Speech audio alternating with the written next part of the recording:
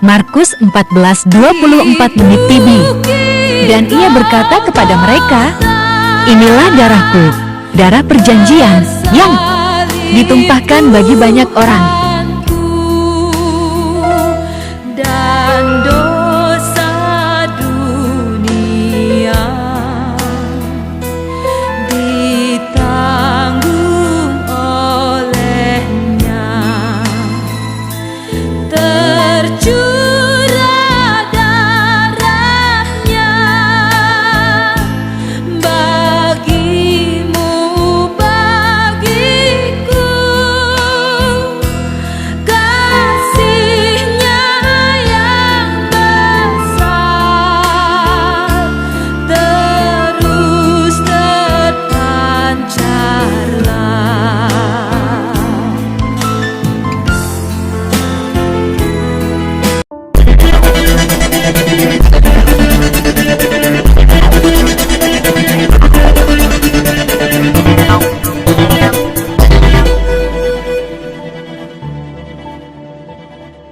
Saudara-saudaraku, dimanapun Anda berada yang terkasih di dalam Tuhan kita Yesus Kristus, selamat datang di channel Noverina Solihin.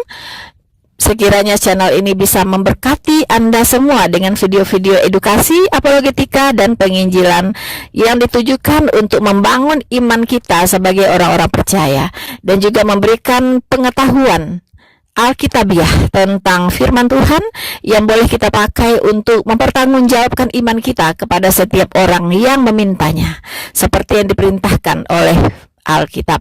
Mohon jangan Anda skip videonya, tontonlah video ini dari awal sampai selesai, supaya Anda mendapatkan informasi yang utuh tentang kebenaran yang disampaikan di dalam video ini.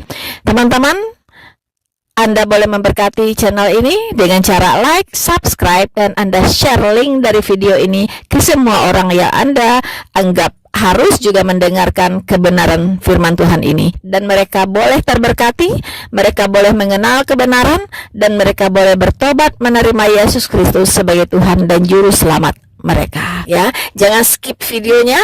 Dan juga untuk memberkati channel ini, jangan skip juga iklannya, teman-teman. Saudara-saudaraku yang terkasih di dalam Tuhan, jika Anda rindu untuk memberkati, mensupport, berbagi, ya, untuk mendukung pelayanan ini, silakan Anda masuk ke description, dan di situ ada rekening tujuan yang bisa Anda pakai untuk mensupport pelayanan ini.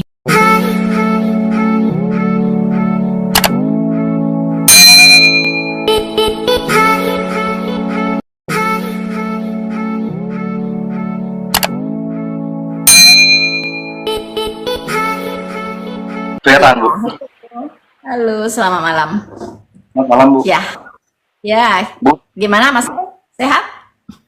alhamdulillah, Bu, sehat, Bu. Ibu gimana, Bu, sehat, Bu? Ya, puji Tuhan, sehat ya. Iya, Kesehatan Bu. nomor satu. Ya, gimana Mas? Ada yang mau disampaikan atau ada yang mau ditanyakan? Ada yang mau ditanyakan, Bu? Pengen Iya. diskusi sih, gitu.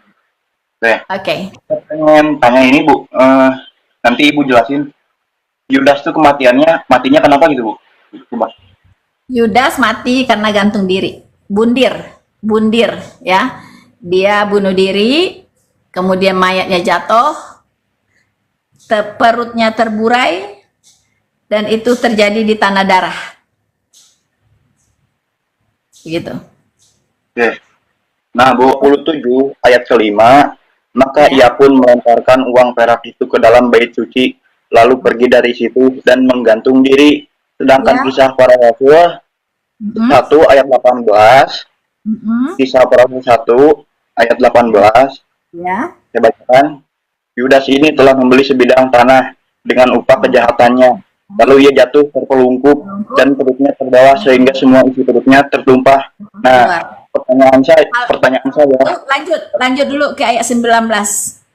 hal itu diketahui oleh penduduk Yerusalem sehingga tanah itu mereka sebut dalam bahasa mereka sendiri Akaldama, artinya tanah darah. Yes. Oke. Pertanyaannya? Nah, Bu, itu yang benar yang mana, Bu? Bentar dulu. Ya. Dia jatuh terpelungkup, terus perutnya bolong gitu. Terbelah, pecah. Ya, Kalau dia, ya. misalnya orang gantung diri dalam ketinggian tertentu, kalau dia jatuh tertelungkup, itu perutnya bisa pecah memang. begitu. Oke. Terbelah. Jadi isi perutnya keluar itu. Jadi yang benar digantung itu, Bu. Digantung. Oh, digantung jatuh tak? Gara-gara Ya, mayatnya jatuh. maka ia pun Mm-mm. melemparkan uang perak Ya. Ke terus dalam dalam bait bait suci. Ya. lalu pergi. Lalu pergi menggantung diri. Iya. Sama Di sini bentar, Bu. Bentar, Ya. bentar.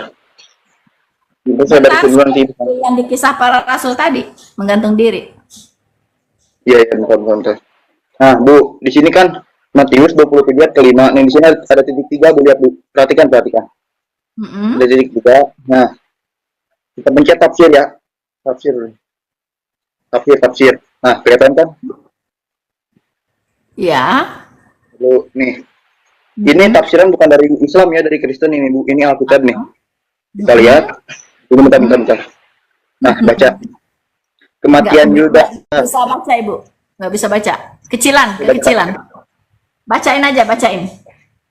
Matius mengatakan bahwa Yudas menggantung diri. Sedangkan Ya. kisah para rasul 1 ayat 18 mencatat bahwa ia tewas karena jatuh. Barangkali yang dilakukan Yudas adalah menjatuhkan diri ke atas sebuah tonggak yang telah diruncingkan. Mati dengan menggantung pada masa itu hanya dilakukan dengan cara apa, Bu? Tidak apa itu? Nggak kebaca loh. Mati. Bacain aja, bacain. Burem. Oke. Mati dengan menggantung pada masa itu ya, masa Yudas gitu. Masa Yesus masih di sana gitu. Hanya dilakukan menggantung itu zaman dulu dengan cara disalibkan, Bu. Yang jelas. Tuh. Gini loh, ya. Itu nggak tahu tafsiran siapa, kan nggak jelas itu ya. Jadi Ini gini. Kristen, Bu. Kita, Bu. Ya walaupun Kristen tuh banyak. Kristen yang Kristen yang mengaku-ngaku sebagai teolog juga banyak yang sesat gitu. Banyak yang bidat-bidat juga gitu loh. Ya.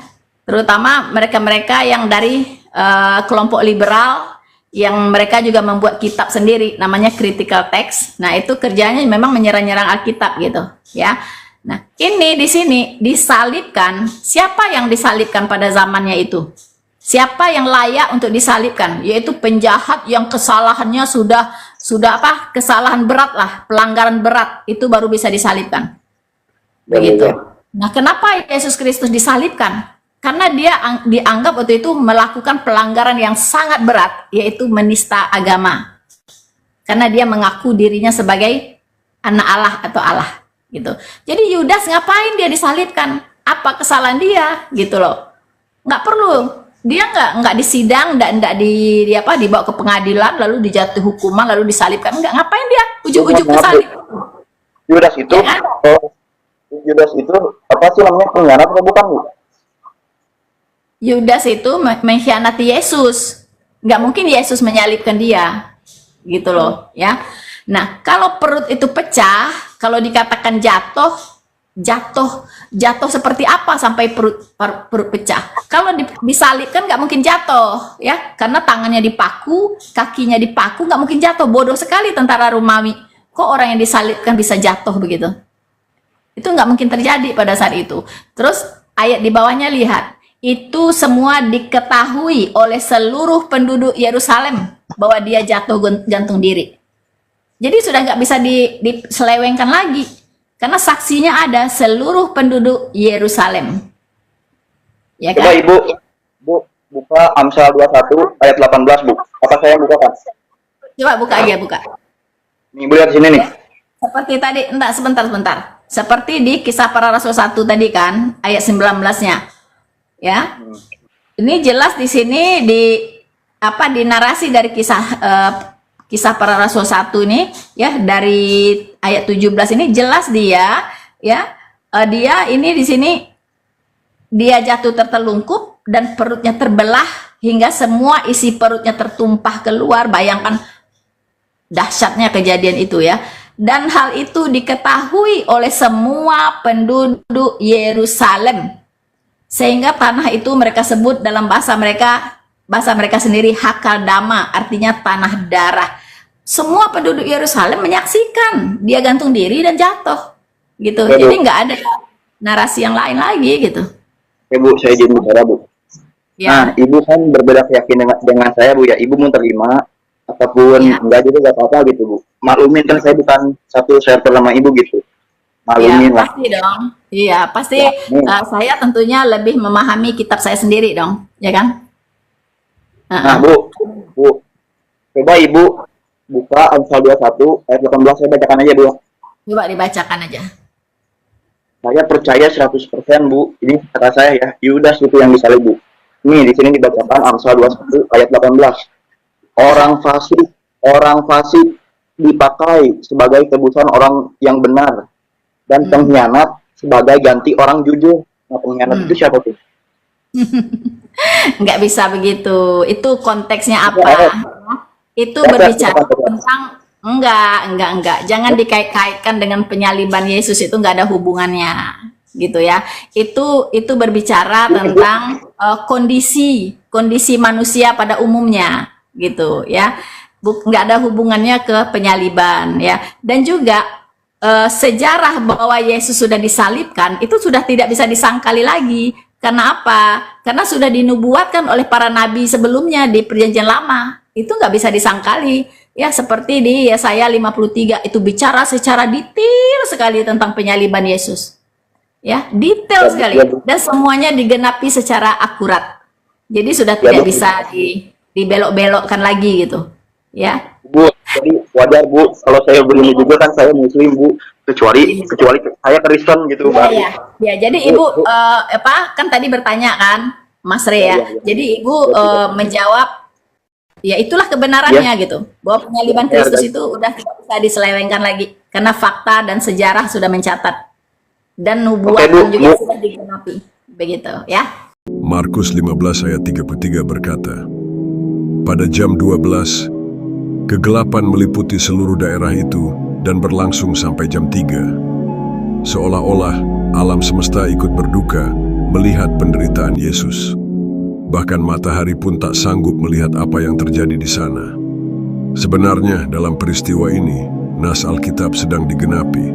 Aku akan membuat matahari terbenam di siang hari dan membuat bumi gelap pada hari cerah.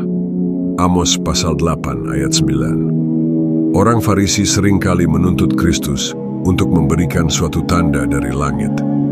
Dan sekarang mereka diberi tanda itu, tetapi suatu tanda yang melambangkan pembutaan mata mereka. Sebab sekalipun mereka mengerti dan menyadari bahwa kitab suci sedang digenapi, namun hati mereka telah membatu. Mereka menolak mengakui kebenaran karena kebencian yang telah mengakar di dalam hati mereka. Ironisnya, justru tentara Romawi yang tidak pernah membaca kitab suci, yang tidak pernah berdoa di bait suci, yang tidak menyembah Allah, dialah yang menyatakan pengakuannya bahwa sungguh Yesus adalah anak Allah. Kita tahu sekarang bahwa sekalipun Anda memberikan 1000 bukti, orang yang menyangkal kebenaran akan tetap menolak mengakui kebenaran itu. Kebenaran itu adalah terang yang bercahaya di dalam kegelapan, dan kegelapan itu tidak mengenalnya. Namun orang yang mencari kebenaran pasti akan menemukannya. Seperti kata Yesus kepada orang Yahudi, jika engkau setia dalam firman-Ku, engkau akan mengetahui kebenaran, dan kebenaran itu akan memerdekakanmu. Markus 14:24 TV. Dan ia berkata kepada mereka, inilah darahku, darah perjanjian yang ditumpahkan bagi banyak orang.